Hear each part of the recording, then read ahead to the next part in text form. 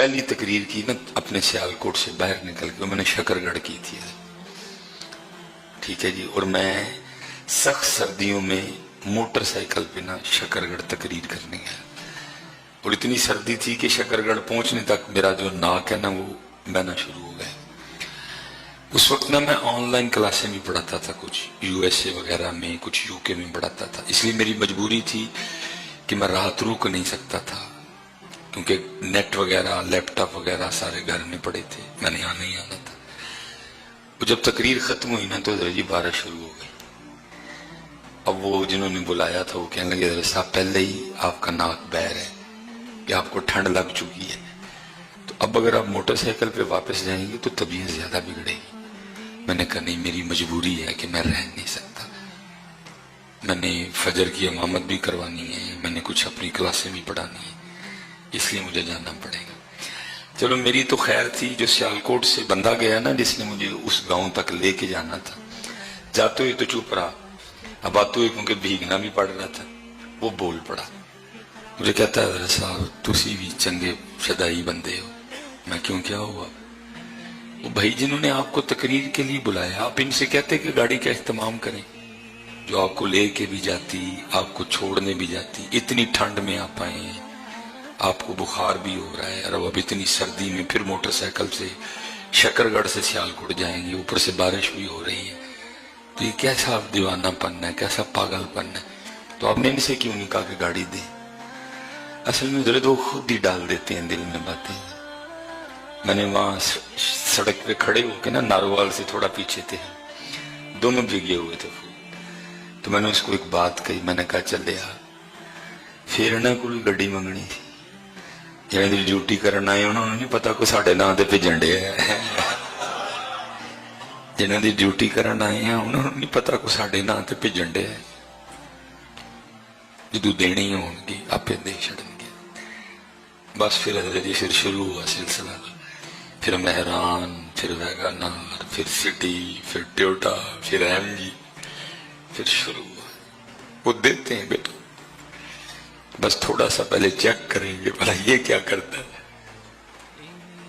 थोड़ा सा चेक करेंगे पहले ये करता क्या है भला, पहले खुद ही दिल में ख्वाहिश डालेंगे, फिर देखेंगे ये इस ख्वाहिश की तकमील के लिए कौन सा रास्ता अख्तियार करता है। बस ये छोटा सा इम्तिहान है, इसमें पास होना फेल न होना, मजबूत रहना। बड़े बड़े बेटा हालात, हाँ एक मामला है घर किराए पे है, इंशाल्लाह वो भी कर्म होने वाला है, आसार नजर आ रहे हैं, बाकी बड़ा दिया, इतना दिया। इब्तिदा थी ना जी, हालात बड़े टफ चल रहे थे, क्या आपको बताएं। फिर चैनल वाले आ गए, वो आ गया, वो आ गया, वो आ गया, हजरत साहब कितने रोल चले हो, आओ हमारे चैनल पे बिठाएं, अब बैठे आपको देखें हम कहां से कहां ले जाएंगे। मैं यार तुसी कहां से कहां लेके जा सकते हो, मैं तो उस दर पे बैठा हूं जहां ले जाएंगे मैं चला जाऊंगा है। मैं कुछ यूथ को सिखाने की, मैं अब यूथ को यही सिखाता कि जेड़ा चैनल पे नहीं बगेगा मशहूर ही नहीं हो सकता। मैंने बताया कि बेटा चैनल पे बैठे भी बंदा मशहूर, बैठे बगैर भी बंदा मशहूर हो सकता है। कभी बेटा गलत ये नहीं, कुछ चैनल पे बैठना गलत है, ये जो चैनल पे बैठे हैं गलत कर रहे हैं, अपना मिजाज है मेरा।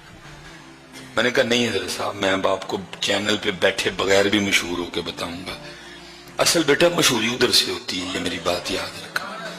सारा जमाना आपको मशहूर करने आए कर नहीं सकेंगे, हाँ जी। और अगर उधर से आपके लिए मशहूरी लिख दी गई है, सारा जमाना आपको जलील करने आ जाए कर नहीं सकेंगे। बस ये पक्की गिरा बांध लो, जो है उधर से है। और मियां साहब ने, मैं कहता हूं एक जिसको कहते हैं जी कूजे में दरिया बंद करना, मियां साहब ने कर दिया कूजे में दरिया बंद। आप फरमाते हैं जियो बेली सब जग बेली, कूजे में, इसको कहते हैं कूजे में दरिया बंद करना। मियां साहब ने किया कूजे में दरिया बंद। आप फरमाते जे ओ बेली सब जग बेली, अनबेली भी बेली।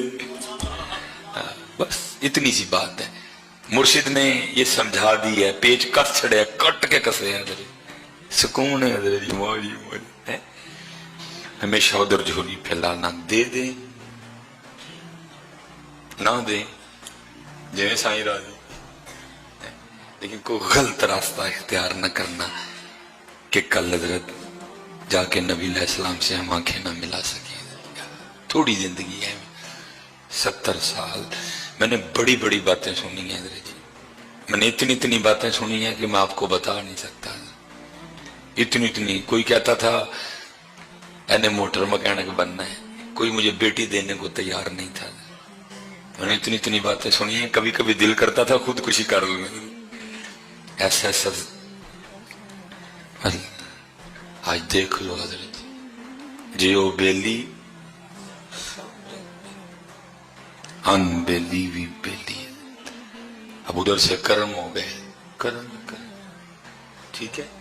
اسپیشل جتنے نوجوان بیٹھے ہو، یہ آپ اس کمرہ امتحان میں بیٹھنے والے بڑی جلدی، ادھر حضرت جی ادھر جھولی پھیلانا ہمیشہ یاد رکھیے گا۔ بھیک آتی ہے اور جھولیاں بھر کے آتی ہے، ٹھیک ہے جی، بلکہ ان کی عطا کے سامنے ہماری جھولی کی اوقات ہی کوئی نہیں ہے، ہماری جھولی کی اوقات ہی کوئی نہیں ہے۔ سیدنا انس رضی اللہ تعالیٰ عنہ یہ نبی علیہ السلام کے خادم تھے، تو روایت کا مفہوم ہے کہ ایک دن نا حضرت انس رضی اللہ تعالیٰ عنہ کی والدہ حضور نبی کریم علیہ السلام کی بارگاہ میں حاضر ہوئیں اور عرض کی، اللہ کے محبوب علیہ السلام، میرے انس کی عمر میں، میرے انس کی اولاد میں اور میرے انس کے مال میں برکت کی دعا فرما دیں۔ لکھا ہے کہ حضور نبی علیہ السلام نے دعا فرما دی، اور پھر یہ عطائے مصطفیٰ کا کمال تھا کہ سب کے باغ نہ سال میں ایک بار پھل دیتے تھے، لیکن حضرت انس کا باغ سال میں 2 بار پھل دیتا تھا۔ آتی ہے کو منگے تے سید، کتے سود ہے، کتے رشوت ہے، کتے فراڈ ہے، کتے دھوکا ہے، مانگا ہی نہیں تو نے اللہ کے رسول سے، تو کس راستے پہ نکل پڑا۔ وہ لکھا ہے کہ آپ کی اولاد میں اتنی کثرت ہوئی، کمی پیشی کی اللہ مجھے معافی دے، لکھا ہے کہ تقریباً 50 سے اوپر اور 70 سے تھوڑا پیچھے آپ نے اپنے پوتے پوتیاں نواسیاں اپنے ہاتھوں سے دفنائی ہیں، اتنی آپ کی اولاد میں برکت ہوئی ہے۔ اور وہ صحابہ جن کا سب سے آخر میں انتقال ہوا، حضرت انس رضی اللہ تعالیٰ عنہ کا شمار ان صحابہ میں ہوتا ہے، اتنی برکت ہوئی ہے۔ بس میں آپ سے اتنا ہی کہوں گا، جب بھی کسی چیز کی ضرورت ہو تو ادھر ہی جھولی پھیلانا ہے، دے دیں الحمدللہ، نہ دیں تو یہ سمجھ کے خوش ہو جانا یہ چیز میرے